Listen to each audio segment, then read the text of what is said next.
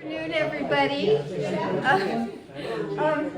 I was waiting for the people who are always late to get here, and they're here. So we're going to start. I'm Frumi Selchin. Genevieve Christie here and I are the co-presidents of the Wonalancet Out Door Club, which, as I hope you know, has been caring for this range and the wilderness since 1898. And our primary work is on the trails, and you will hear a story today about how the trails brought us to this really important project. So, as of yesterday, we have a regular e-newsletter, and if you would like to sign up for it, or for our twice yearly paper print edition, you can sign up back there when you leave. We also have really, I think, a terrific group of programs that are coming up, including everything you always wanted to know about spittlebugs, which is being presented by our neighbor and one of the world's greatest experts on spittlebugs on July 30th. And I also just wanted to mention that this program is sort of the inauguration of a, we think, really wonderful partnership between the Outdoor Club, the Wonalancet Preservation Association, and the Wonalancet Union Chapel. And part of our idea of working together is to utilize this incredibly beautiful building for, it is our community building. There isn't another public space in Wonalancet, so we're really, really grateful to the chapel, and Sally Mann and Jackie Thompson, who are on the chapel committee, are here today, so thank you guys so much.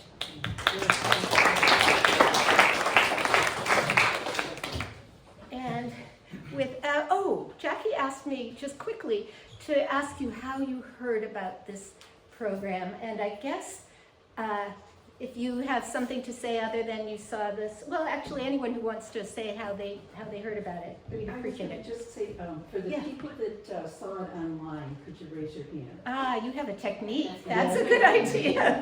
Yeah. Wow. Okay, so the people that saw the posters, if you could raise your hand.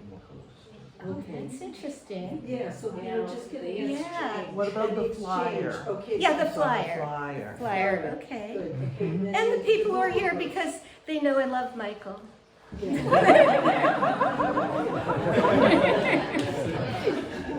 So, I think that's it. Without further ado, Mike Whittemore. Thanks so much for me, appreciate it, and I appreciate all you coming out here as well. I wasn't expecting such a big crowd, so it's really exciting to be here. I think, well, first before I start, I want to mention that a couple of Forest Service botanists are here, and if you just want to raise your hand.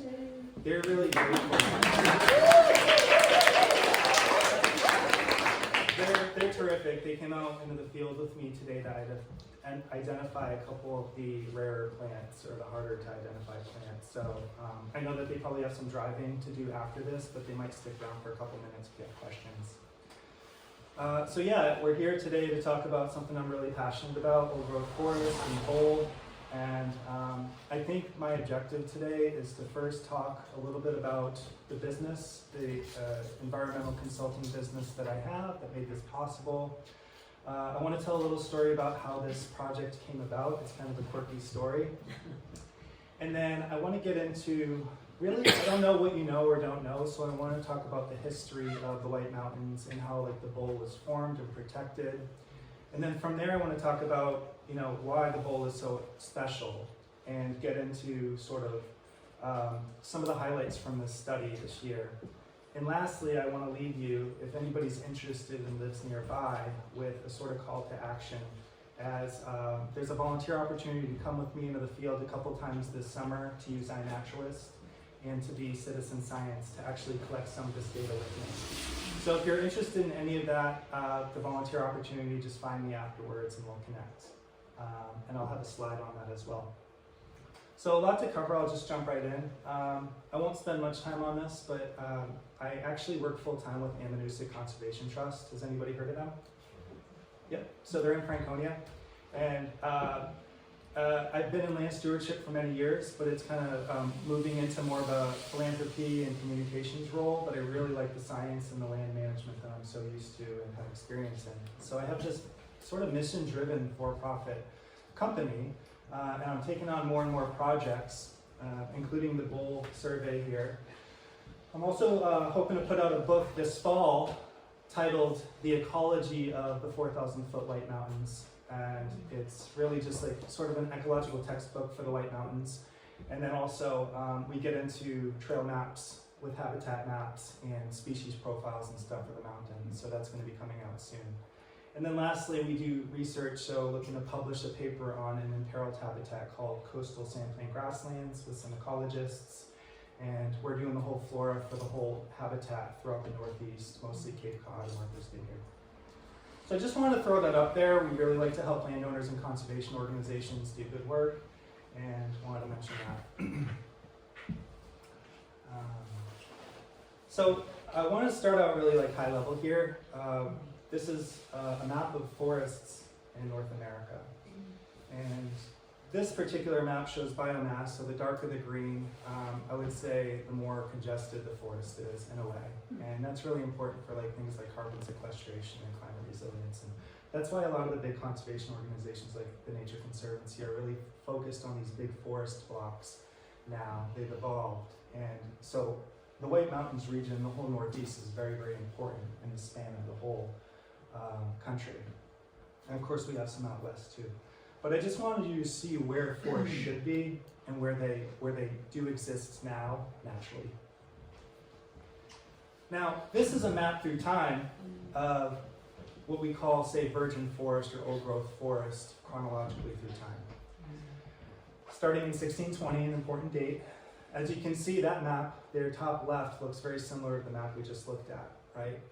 Everything was pretty much a solid block of forest, with the exception of some prairie pockets and areas, small areas that Native Americans were influencing and things like that. Then came 1850, and as you can see, westward expansion was happening, and there was the locomotive came into play, which really influenced how much forestry we could do, and a lot of other things were going on there too. Now look at 1926. Most all virgin, uncut, unlogged forest was nearly completely gone, with exception to some really good stands of redwoods that are still around on the coast, the west. And I know you can't see it probably from your vantage point, but if you zoom in, the Adirondacks is a stronghold in the Northeast. There's a couple of dots in New Hampshire, and there's more dots up in Maine because it was really hard to get there, and it still is hard to get there in some places. And so there's still these old growth patches, but they're incredibly rare. And I think one thing I want to convey here is that a lot of us have plant blindness. I have plant blindness coming home from work. You look out the window, you see green. But if you spend enough time in the forest, like the old growth forest representations that we have don't really cover all the forest types anymore. We just don't have enough. And so I think you're going to find in this talk why Bowl is so special, because even though it's a relatively small area, it has a lot going on here. Yeah. And lastly, before I keep going, I definitely want to leave some time for questions. It might run over a little bit, but let's wait to the end for questions. So this is a diagram. Has anybody seen this image? Yeah. Harvard Forest put out this amazing sort of diagram of what New England looked like in the mid to late 1800s. And it all started as little patches, for sustenance, like slash and burning and building homes and that kind of thing. And then it turned into this. So essentially most all of New England. And we know this because when we drive on the highway and look out, we'll see stone walls in the forest and things like that. And there was a lot of reasons for this at the time, but one of the biggest reasons was sheep. And many of you may have heard of the sheep craze that started in Vermont when we imported merino sheep back in the early 1800s. There was millions of them on the landscape, and it was a big sort of catalyst for logging these forests. And even on Martha's Vineyard, but especially in New Hampshire and Vermont. Now, there was this other type of thing going on where coming out of, say, the Civil War time, 1860s and beyond, New Hampshire was quite poor. They just were trying to attract people to live in the mountains in the area. And so they sold a lot of the rights to the White Mountains for very, very cheap to private interests, which ended up in the hands of basically timber barons. And this picture was taken, you might be able to recognize, I think that's, there's like Lafayette over in there and that kind of thing. If you can't tell, this is all clear cut for the most part. And the important thing to show here is just how shocking it was. Now, at the time in the 1850s, there's really interesting people. It was an interesting era. I'm a botanist, so I'm looking at herbarium specimens, and many of you might not know this, but a lot of the areas in the White Mountains are actually named after famous botanists, like Booty Eye, like Boot, and Tuckerman's Ravine, and Bigelow's Garden, and Boot's Spur. Those are all botanists, but when I started looking at those botanists to figure out who they were, they're also theologists, and they're also doctors and things like that. So all that to say, you had this romantic period out here. You had the Hudson Valley Art School, and a lot of these user groups were very influential politically and high up in their fields. And so for them to see this visually was a shock. But there was a lot of folks trying to lobby to protect the White Mountains even still, and the opposition was always like, we're trying to build a country here, we don't really care about an eyesore up in the north, right? So this is just an aesthetic thing right now. And trains became more nimble around this time. If you're familiar with the Pemigewasset Wilderness, I do that trail very often, and there's still an old railroad bed where you can find ties from the 1800s. These little trains could be so nimble to go deeper and further into forests. And so all those conditions really caused this catastrophe. Now, something that they didn't expect was when they clear cut back then, they didn't have experimental forests like we're lucky enough to have today, which some of them are slated to be closed, unfortunately, right now in this political climate. But this clear cut right here, if you can see it, there's a lot of slash left over. So they didn't do things very well. It was very messy back then. What happens if you clear cut something and leave a lot of slash and leaves? It acts like a kiln that's baking in the sun. And so it only takes one little spark to ignite. And oftentimes, I saw this on Martha's Vineyard looking through the records when I worked there, is that the trains would kick off sparks sometimes and it would explode in big fires. So that's what happened. So this is around the Pemigewasset Wilderness. In the early 1900s, there was 85,000 acres burned, right? So again, eyesore, that's scary stuff, people are worried. But now it becomes an economical problem because, if you burn timber, it's not valuable anymore. And so then there's this, two other sort of situations that set up the protection of the White Mountains in my interpretation. There's a lot of hotels, and this is important for this talk, I guess. This is a big hub for hotels. People are coming in from Boston, so you have the Mount Washington Hotel, you had Lafayette, you have the Franconia Hotel. And that tends to be where some of the last old growth little patches are because the hotel owners economically didn't want to, the people that stayed in these places wanted to have that view shed of forest. So there was one last economical problem that nobody really anticipated. Does anybody know what town this is? It's south of us. Is it Manchester? Yes. No. This is Manchester. It probably looks a lot similar to it did then, and huge floods started to happen. 1904, I believe, and then 1936 before the 1938 hurricane. So it wasn't caused by a hurricane, but what happened when you're clear cutting all this forest is, now we know, but erosion is exasperated, and so is runoff and that kind of thing. So these folks here couldn't run their business, they couldn't rely on the water source that they needed to power their businesses. And so then it became a real economic problem. And that's what led us to 1911 passing the Weeks Act, which many of you might know. Won't spend much time on it, but it was very influential. And I looked this up, I wasn't sure. The White Mountains is so important, not only because a lot of the folks that saw this happen in the White Mountains were the ones that lobbied, and John Weeks was the one that passed it, who's local. It's important because this is the very first forest. Even though that there were national forests like in Yosemite and Florida, this was the first one. The problem was that the states didn't have enough power. The property rights are so much down here that they couldn't take land away without a really good cause. But out west, a lot of the big Yosemites and things, they were just converting federally owned land into national forests. It was much easier. So they basically took it by eminent domain, looking at, we want to conserve the headwater streams because of that economical problem happening downstream. So I won't spend much more time on this, but the yellow areas are wilderness areas. The red area right there is the Bull Research Natural Area. That's where I did this study I'll talk about today. And I just want to give a shout out to the two brown areas. We're really lucky to have 2 experimental forests. Again, 55 of the 75 are on the chopping block right now.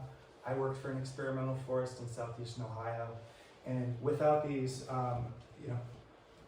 forestry and silviculture wouldn't have best practices in place, and we wouldn't know so much about these forests without them. So we're lucky to have them. And lastly, I'd be remiss not to mention Catherine Kate Sleeper, who's a legend around here and who was very involved in Wonalancet and actually founded the Wonalancet Out Door Club in 1898. And she also helped take some trails up to Pass Conway and Whiteface, and she was, I think, single-handedly or very important to the protection of the Bull Research Natural Area. She protected about 3,000 acres over there. And lastly, with the protection of the White Mountain National Forest, she was helpful there. So, very cool lady. All right, so I'm going to shift gears here, and I'm going to ask you a question. I'm looking for the easiest answer there. So when you think of an old-growth forest, what's the first visual? What's the first thing that comes to mind? Big trees. Big trees. That's what everybody says, right? But what about a golf course with big trees? And what about your yard where one was planted 100 years ago in full sun so it grew a lot quicker and it's really big? There's a difference. So the Forest Service and I believe that there's a lot of nuances with old-growth forests that can help you and give you tools to identify these forests when you're out hiking. And it's pretty simple. Uneven-aged forest is really important, right? Because if you're going to clear cut the side of the hill, all the trees are going to grow up the same age for a really long time. And then there's going to be competition. And then you have to wait for a death cycle of some of those older trees, the bigger trees, to die before it can recruit smaller trees. So when you're walking through a forest and you see trees of all ages, especially big ones, that's a good indication that you might be in an old-growth forest. Many trees are 200 years or older, and so that plays into sort of a death mortality cycle. There are, again, a lot of death. There's a lot of large snags and fallen logs. And when I worked for the Forest Service, they would call them widowmakers, because people would die walking through the woods when these things would fall down. Now there's something you might not know about that you've all seen, but the term is called a pit and mound. We've all seen these big trees kind of fall over and take up roots and soil with it, and so there's a dip where it was. Well, 100 years later, when that tree sort of disintegrates and decomposes, all that's left is the change on the topography. And so the old growth forest that I've gone through in my life, it's hard walking, it's hard trudging, because it's it undulates and it's uneven. And the Bull Research Natural Area has a lot of that in there. Little to no evidence of logging or agriculture, and the Forest Service wants to see them at least 10 acres or more. So the Bull was about 750 acres, but they added an extension to 1,500 acres as well. So this is just a diagram I pulled off the line just to show you some of these features. Tall, straight tree with a buttress bottom, trunk to hold it up. You've got the pit and mound going there. You have younger trees in recruitment. And you have what is also a really good indicator is these nurse logs. So when these trees and logs fall over, they decompose and moss collects on them. And certain species of trees, as you might know, lands on this and it treats it like soil. And the result is 200-300 years later, you see these big yellow birches with big holes in the roots where the tree used to be, the log was. And we've all seen it, we might not have been able to make that connection. And yellow birch is really like that. You also see, this is something a constant I see in all the old growth forests, there's a lot of fungi and lichens as well. So this is the bowl, looking down from Whiteface. And I think you could probably tell why they call it the bowl. Does anybody know the technical term, the geological term? Glacial surf? Surf, that's exactly right. And it translates to amphitheater or bowl in French. And it's a French word because you typically only see these in the Swiss Alps and such, or the French equivalent to that. And so essentially what's going on here, this is a picture of that, in another country. Essentially, so we all know there was glaciers coming through here between 18,000 and 10,000 years ago. They receded. But for a while, glaciers kind of hung out in these high elevation areas on the sides of mountains, typically a certain facing slope, but not always. We've seen this at Tuckerman's Ravines or the Great Gulf. Those are really large bowls or cirques. And essentially what's going on here is when ice in the glacier sits there for so long, the thawing and the freezing action creates some water below it, that's movement, and it plucks away stones from this mountain, and eventually you get this really steep head wall.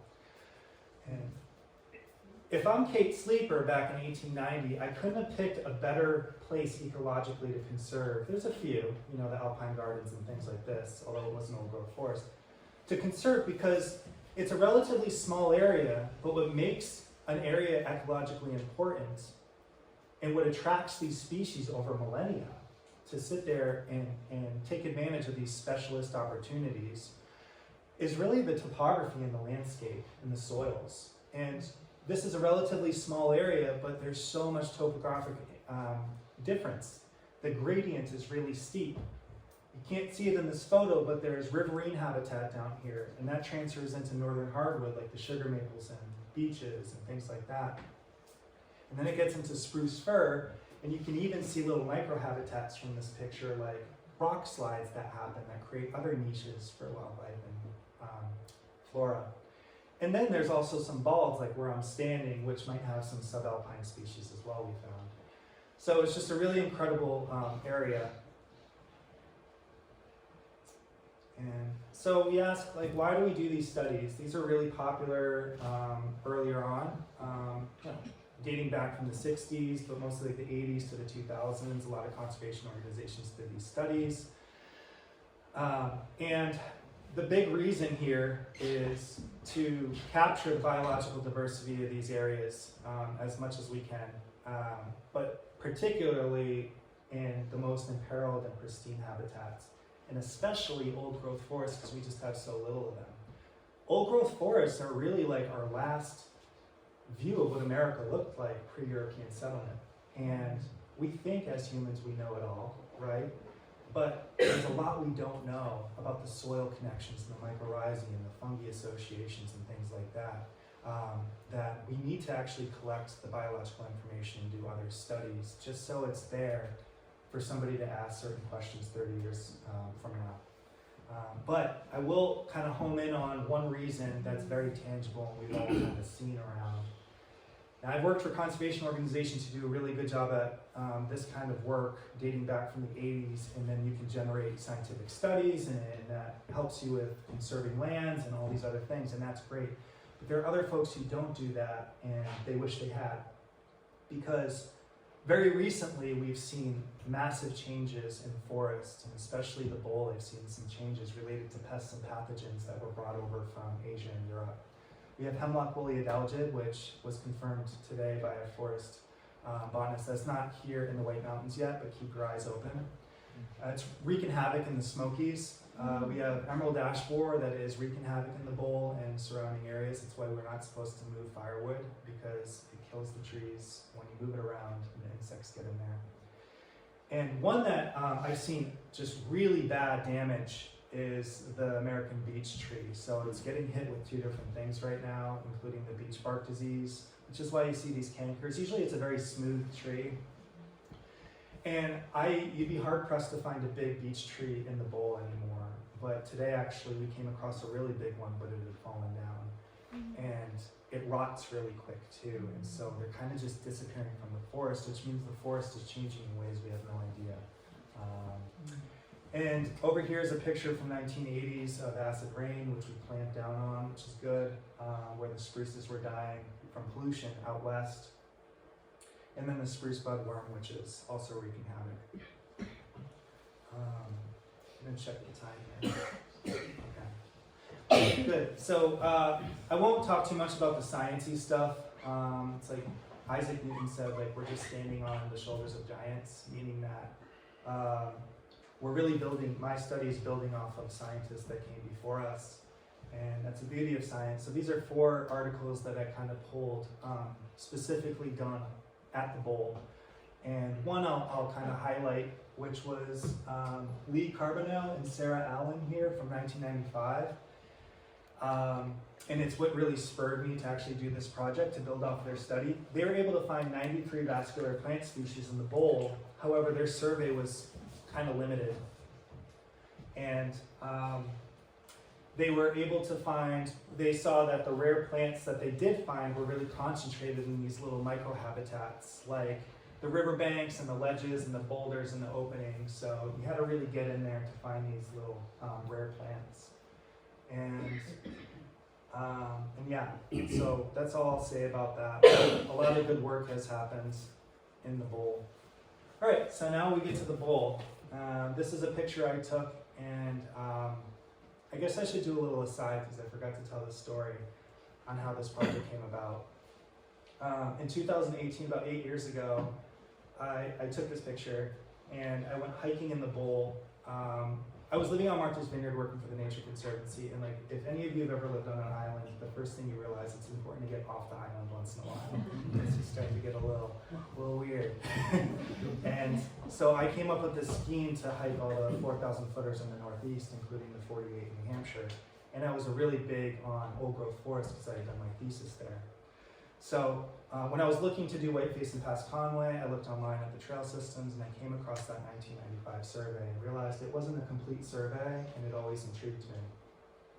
So anyways, I came out and I hiked, and on the way out I met this really wonderful lady walking with her daughter, and the lady happens to be Frumi Secklin. And if anybody knows Frumi, she's very friendly and curious. So we sparked up conversation. I told her about my blog that I wrote about this post. And I went on my merry way. And the next time I met Frumi was in May, 8 years later.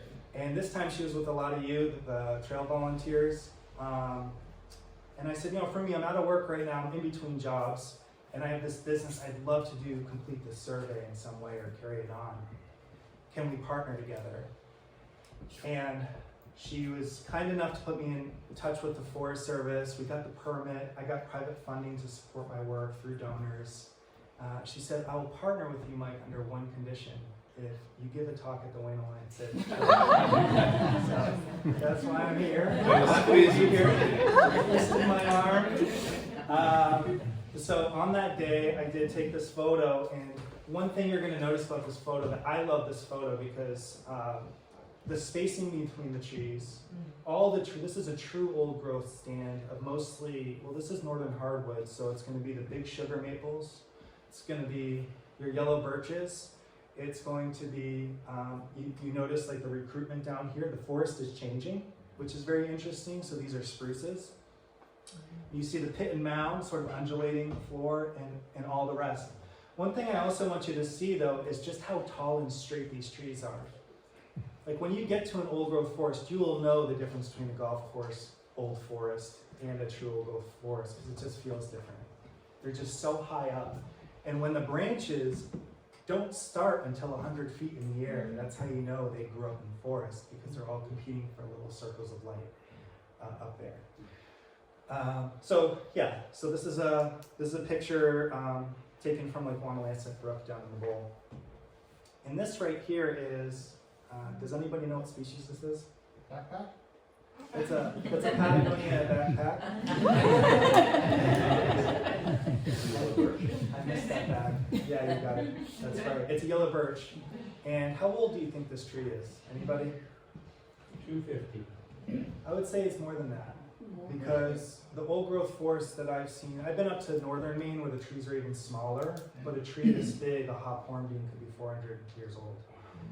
because the growing season's shorter here, and you have to account for that, and it's rocky and all this stuff, so the soil's not great. I would say that this is 300, 350 years old. They get to about 350 to 400.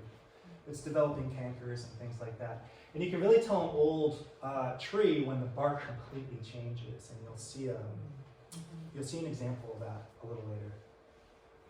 This is just another quick picture to show the diversity of old growth trees in the bowl. The one on the right is a hemlock. It was really nice to see that one. That grows to about 400 years, and it's getting up there as well. Yeah. Okay, so I thought I would add this slide in here. I know I'm packing a lot in, but I think when I go to these types of talks, I want to know where to look for other old growth forests that might be closer to you. And so I selected 4 that are some of my favorite. And the one in the top left it's my favorite old growth forest, and not a lot of people know about it. It's in southern New Hampshire, I think in Hillsborough, Nashville area, that kind of thing. And this is found in a swamp. Now the swamp's dried at this time of year when I took the picture. This is a black tupelo, or a black gum, and on Martha's Vineyard they call them beetle bungs because they used to use them to plug barrels of wine and things like that. It's a tree that probably wasn't desirable because once you cut it like beech, it just really disintegrates like pretty quickly. But once it's in the ground, and it lives for a long time.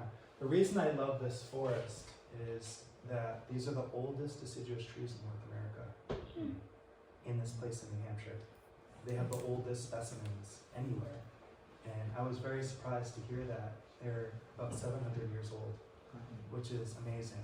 When you think about all of North America and where all that forest was, right here in New Hampshire has the oldest trees in North America that are deciduous. Over here, you might recognize this. This picture was given to me by a friend of David Gabatsky. If you're familiar with David Gabatsky, he's a legend around here, very historian on Forest Service and old growth forest. His friend Chris gave me this picture for the book of Nancy Brook. And Nancy Brook's another old growth forest, but again, the bowl, every old growth forest is very different. This one here is mostly all spruce fir. And so we're really lucky to have that representation there too. It's the largest old growth forest in the White Mountains. And down to the left is a very unique old growth forest in Brighton, New York. And it's very close to Paul Smith's College. And these are the biggest pines you're ever gonna see, white pines. So I'm tall, my wingspan's probably about 6'3", and it looks like this when I hug these trees. So it's like 8 feet to 9 feet diameter, which is wild. And the really cool thing about this forest, again, all old growth forests are different, we're lucky to have them. This is called Elder's Grove, and it was formed in almost 400 years ago at the same time when a microburst knocked all the forest out at the time. And so what's unique about this forest is that these pines are all about the same age actually, so it's not technically an uneven aged forest for the most part. And so you walk into this forest and it's like walking into a cathedral. And you don't see any needles until at least 100 feet up in the air. So they're just big sticks. It's really kind of eerie actually to be in there.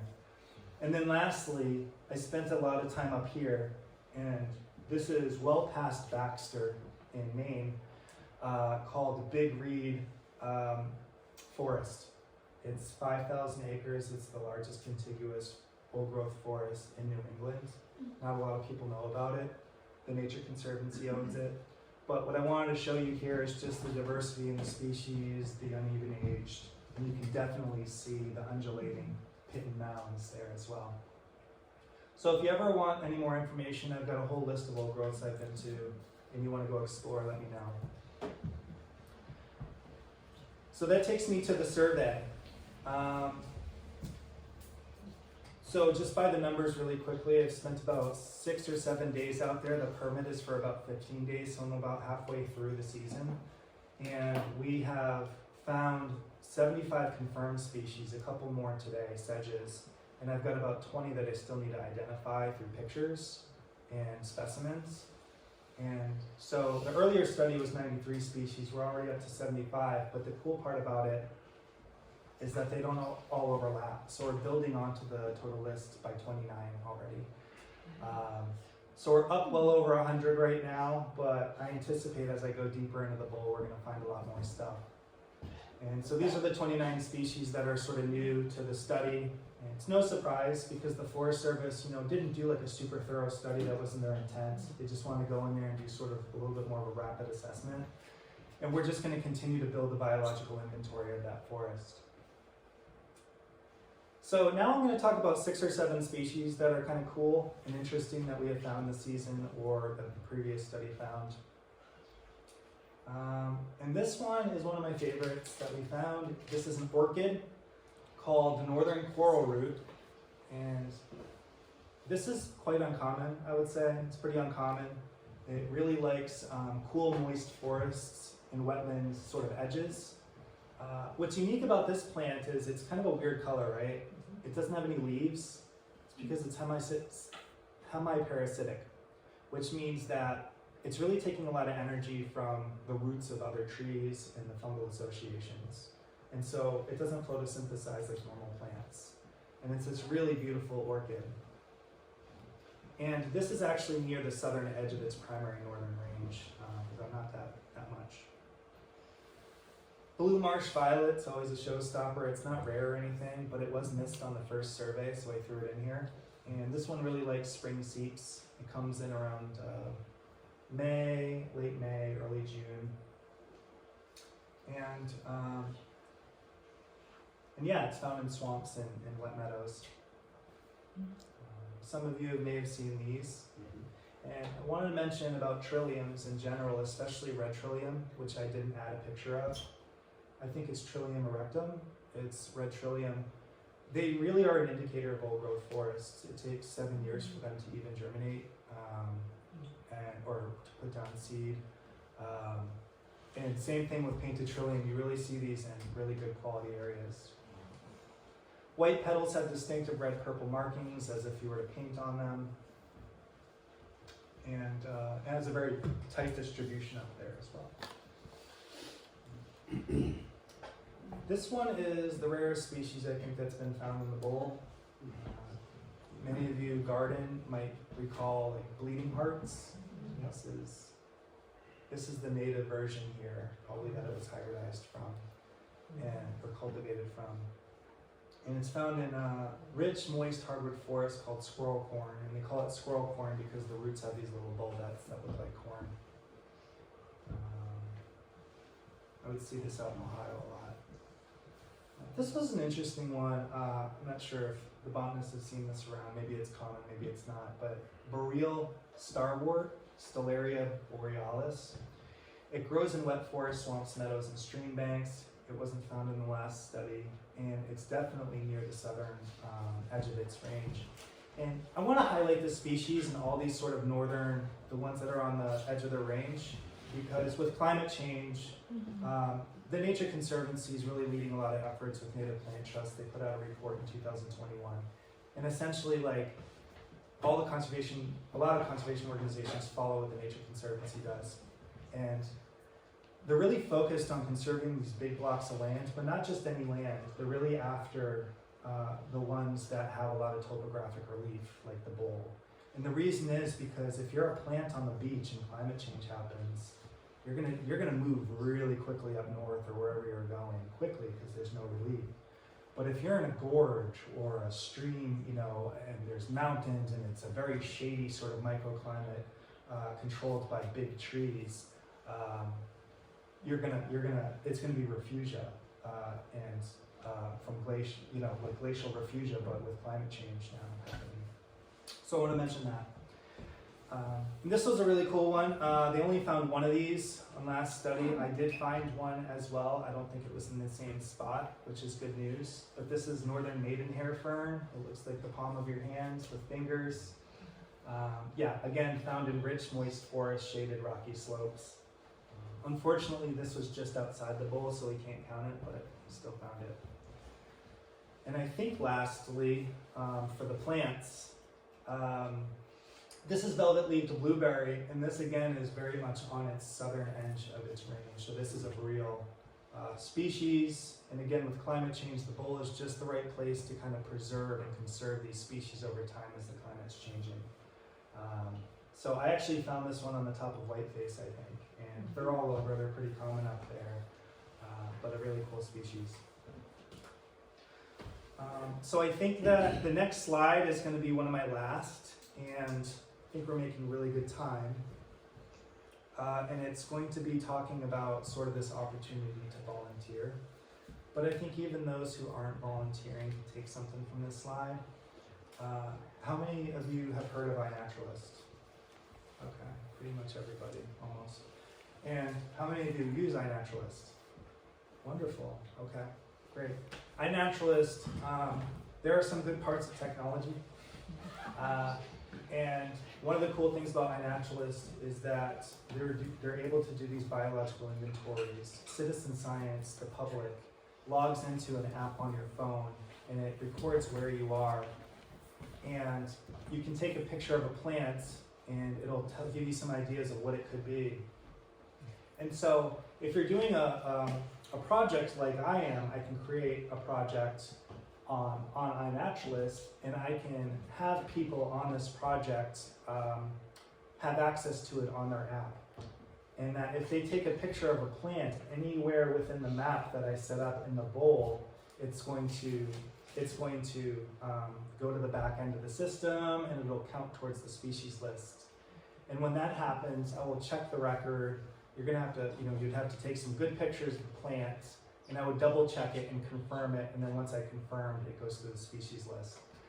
I'm setting up at least a couple of days in the field this season, up until about October, the start of October, to take a couple of groups out into the field. If you're interested at all, I'd love to have you out there.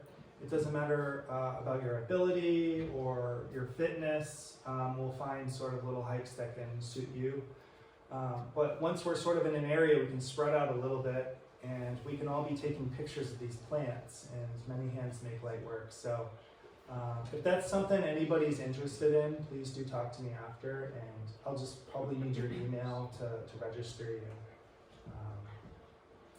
But I think that's it. So it's good timing. And for now, going forward, if anybody has any questions, I'd love to take any questions. Well, favor to ask. Would you repeat the question someone asks you? Because I find it a bit like, because someone's recording, often you can't hear. Oh yeah, for sure. So I'm curious if you can talk more about how you know you've already surveyed an area. You mentioned some of the plants that you saw another time, so you recorded them, but what's your methodology for doing the survey of the area? Okay, so the question was about, and I think you spoke pretty loudly, but how do I know an area has been maybe fully surveyed, for example? It's a good question. We're lucky to have a lot of different tools to figure that out. The first place I go is the literature, the research.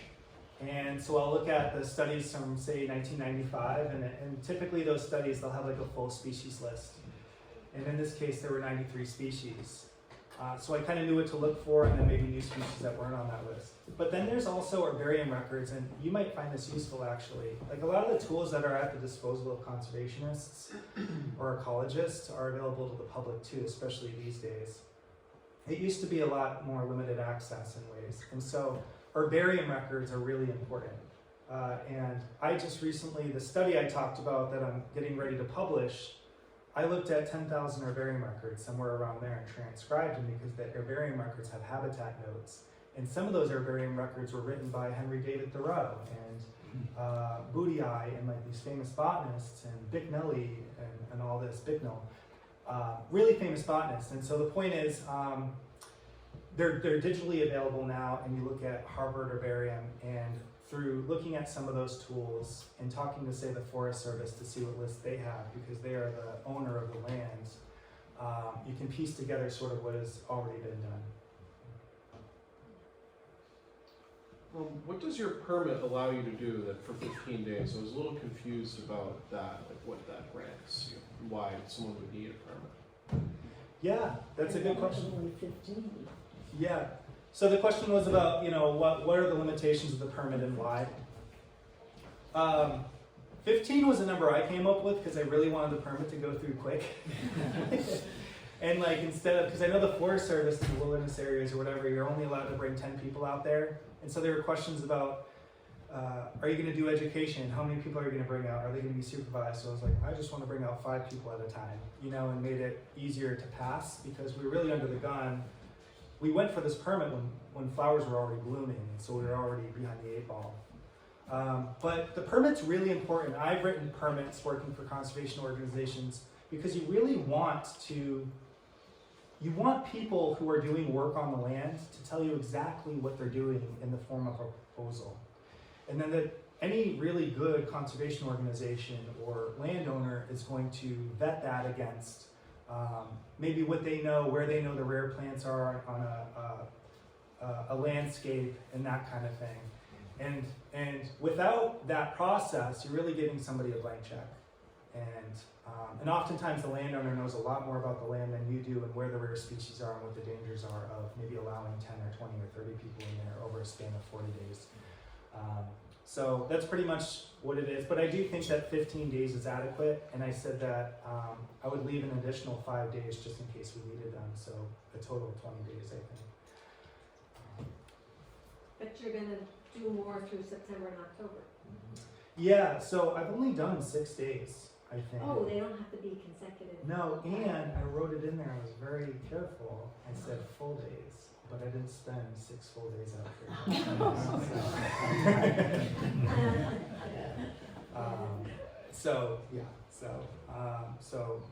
I think a full day's 8 hours, so I got a little extra on the side too.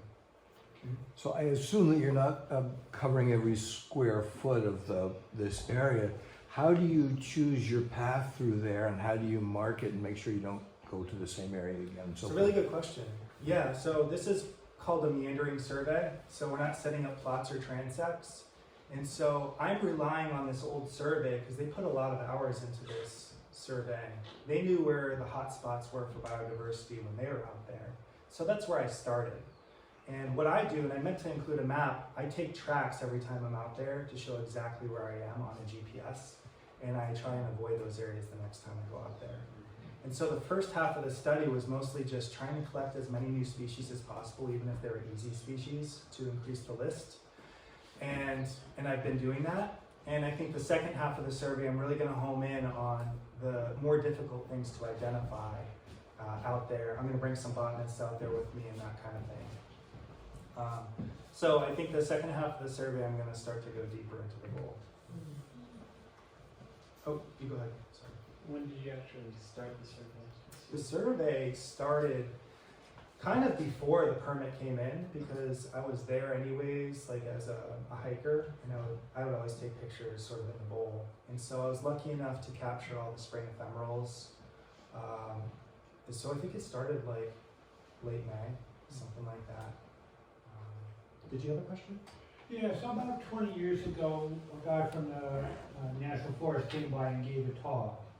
And he really compared the east and the west halves of the bowls and really came to the conclusion that there was almost no difference after 80 or 100 years, however many years it was at that point, except for large sugar maples and large yellow birches. Are you going to both halves of the bowl, and are you noticing any differences? Well, it's interesting you say that. I think Repeat that's your question. Oh yeah. So there's 2 really halves of the bowl, and the bowl was logged on the eastern, the eastern half, I guess, and the western half is really the one I want to start in, and that's where the previous study was, and that side of the bowl has never been logged. We know that, and there have been some studies that I didn't mention here that compared the differences, not all the differences. And so it's interesting because species that are in a forest system rely on canopy gaps and sunlight to come through. And there's an argument, and there are conservation organizations and movements out there to create these sort of makeshift sort of early successional habitats because, we're in the greatest environmental story of all time, right? The cessation of agriculture in New England, and now we have all this forest again. But what are the most declining bird species and groups now are grassland birds, and these are early successional birds, and so we're trying to bring some of that back. So to answer your question, I have gone over there a little bit, and I have noticed some differences, and actually they were positive differences. It's kind of nice to have two different sort of ages there, because the early successional stuff, you're just going to have a different understory, and so that's going to be conducive to bringing out things that are already in the seed bed that are native, that really like more sunlight. Whereas if that didn't happen sort of on the western side, they'd have to wait many, many years for a tree to fall down to recruit. So I have noticed it, but I haven't spent enough time on the eastern side to really document those changes well. And we did have a question back there a while ago. Did you? Yeah, I was just wondering, what's the name of the permit and who issues it? Yeah, so it's the Forest Service, and the permit is really just a research permit. I can't remember the exact name. And that was pretty much it. They asked for a proposal. It was pretty boilerplate, and they need to track sort of who's doing work on their property and if they're doing it in a good manner.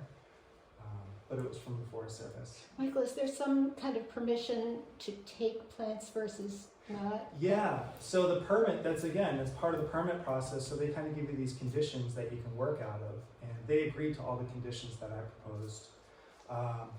But at one point, I think one of the botanists got involved and said, well, if you come across plants, in a big enough population, you're free to take some specimens and put it in an herbarium and press them. I haven't done that yet, but I think that going forward, especially if I come across a plant that there's only one or two, I'm never going to do that. But if it's a good sizable population, I've seen them around or something, I would take one of those plants and press it, because we're really trying to establish like a baseline for where these species are, and herbarium records are very important for doing that. Jeff, you have a question? Isaiah? Is it Isaiah? Yeah. Oh yeah, go ahead. Yeah, I was just wondering if you could say a little bit about what kinds of questions botanists and scientists are asking right now of this information, of this data. Like, what are some of the more interesting or whatever? Yeah, I mean, what are some of the sort of cutting edge questions being explored? I think that, and maybe the botanist can chime in too, like there's so many, the thing about this field is there's so many interests and there's so many experts and these very niche things, so there will never run out of questions. What I'm seeing is a lot of niche modeling. So now that we have like this exorbitant amount of iNaturalist citizen science data from data that you all are taking and I'm taking, now you have these big population maps of individual species, and we can see how it moves over time, and we can see how the phenology changes at a very small scale. Richard Primrak, wrote some really good papers basically comparing like Thoreau's records in his journal back from the 1850s to now. You go to Concord and you're looking at herbarium specimens, and we're off by a week. And so why does that matter? Well, that's completely throwing out of whack the insects and leaf out. And so that throws out of whack completely birds and bird populations. So I think there's a lot of questions we can be asking there. But I think the big thing is like finding out through that data and other data, how is climate change going to impact specific species, especially the rare stuff? Are you seeing, I wonder, maybe you have to be there more often over more time, but maybe you'd be seeing more light gaps with the ashes dying, and if so, what's that look like for what's coming into lake gaps? I'm surprised. Coming into the lake gaps, if there's Oh, the more lake of those. gaps. So, did you hear that question? Yeah, it was good. Maybe repeat. Yeah, I'll repeat it. So the question was, now that the forest health is decreasing by these larger dynamic forces, pests and pathogens, where the ashes are dying in droves because of emerald ash borer, and then hemlock woolly adelgid is coming in. It hasn't reached us yet, but I'm thinking about beech bark disease, beech bark disease especially is just really creating these big openings in the forest, and it's really unfortunate because it also changes the aesthetic of the forest. And so I did come across some non-native species in there that are the type of non-native species that are really sneaky, like a non-native orchid that just finds its way into old growth forest somehow, but you don't see any other, species like that. That's in there, and I think that there's going to be more room for that kind of stuff, unfortunately, to happen. But aside from that, I mean, I think the forest is pretty healthy otherwise. And what happens is, with these beeches dying, is they put out these shoots, and then there's really thin sort of sapling layers. It's a response that this tree puts out. And so, unfortunately for me, walking through this stuff, you've got to walk through walls of saplings and then hobble bush and stuff. And so you can always tell a light gap and where a tree has died recently. If you squint your eyes, you can see where all the hobble bush is, and you can see where all the beech saplings are. So I think to that extent, that's what we're seeing out there, unfortunately. But then again, we had the hurricane in 1938 and things like this and big disturbances. So I think the forest is pretty adaptable too. Yeah. I was wondering if there's a difference in terms of what we're seeing climate change between trees and the smaller plants. Like, are they changing at the same rate? Are the non-trees having the same kinds of diseases as? Yeah. So looking back at the studies, there was one study here, I may have included it. They're doing a lot of work, especially in the White Mountains, has been doing some work. The book sort of profiles a lot of science sections, because like the White Mountains, we've had a lot of science here, and so we want to bring that to readers and show. And there was this one study that's really tracking the tree line extension, the expansion. So as many of you know, the White Mountains has the most sort of alpine habitat in the Northeast. It's like 85% or something in this country. And the tree line is moving up with climate change, right? And the alpine habitat is running out of places to go. And so one day there's not going to be any more alpine habitat that has a lot of rare species. Well, the same thing's happening at the bowl, and this study confirmed that. And basically the spruce is moving up, and the hardwoods are moving up, and it's going to be really interesting to see how the other trees, we think of trees as very static, and I think that was your question. So we're definitely seeing that. And with wildflowers, I don't know of any research that's looked at that. I mean, clearly wildflowers face a lot of challenges, but anytime the forest is moving, the wildflowers are going to change as well. So. Go ahead. So what's your education background to be conducting this work? I'm just curious. Yeah, I didn't go to school. No, I'm just kidding. So I started out, I tell people my best education was a 2-year program in Southeastern Ohio. And it was a lot of field work, and I ended up teaching at that school as an adjunct professor in field biology, because these people were retired folks double dipping on retirement. They retired from chief naturalist in Ohio. They wanted to be here. And so I learned a lot about taxonomy and naturalist stuff there. Dendrology classes, ornithology. And then I ended up getting my master's at Ohio University and for forest ecology. And I did my thesis in a spectacular old growth forest. It reminds me a lot of the bowl, because the old growth forest was a lot of hemlock and such. But my job was to go in there and to map and identify all the plants in the plant communities. And that old growth forest had a couple living next to them since the 80s who never had kids, and they were just kind of super nerds, self-professed. And they identified 150 insect species that are in science in that time. And it's about the size of the bowl. And so, so I was lucky. That was my education, and I went on to work in conservation. Anything else? I just wanted to thank you, and I did want to say, actually, I said to Michael, you have to do one at the beginning and one at the end. So he's going to be back in the fall. And I also just wanted to mention, those of us who are a little more advanced in years but still like to hike, we talked about having one day where we would go up very slowly and meet him and walk around, right? Yes.